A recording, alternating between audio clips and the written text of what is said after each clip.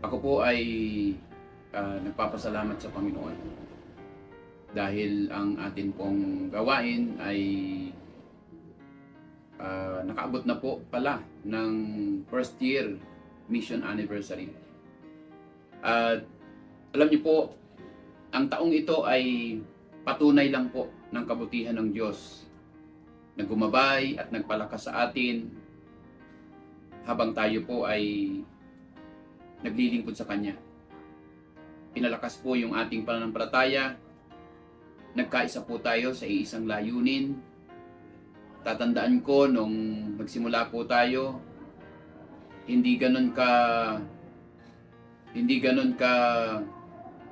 systematic, basta sinimulan lang po natin dahil ang sabi natin, ang Diyos ang magpapala basta simulan natin ang gawain. At doon po nakita ko ang inyong kasigasigan. Sa pagsamba po natin, lagi tayong may kagalakan. Nanduroon po yung desire nating maglingkod talaga.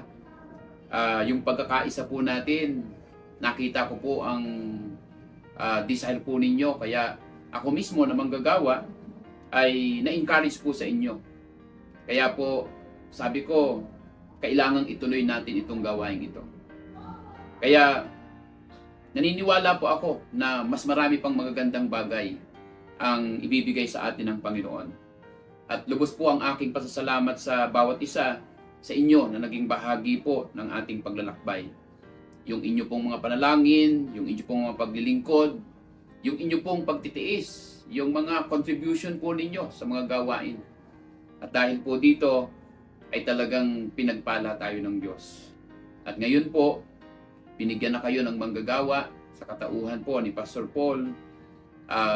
Mahalin nyo yung inyong pastor dahil doon magsisimula ang tagumpay ng gawain. Mga kapatid, huwag kayong mapagod maglingkod. Alam ko po, marami pa tayong lalakbayin. Pero kung sama-sama tayo, manalangin, mahalin natin ang gawain, alam ko po, pagpapalain po tayo.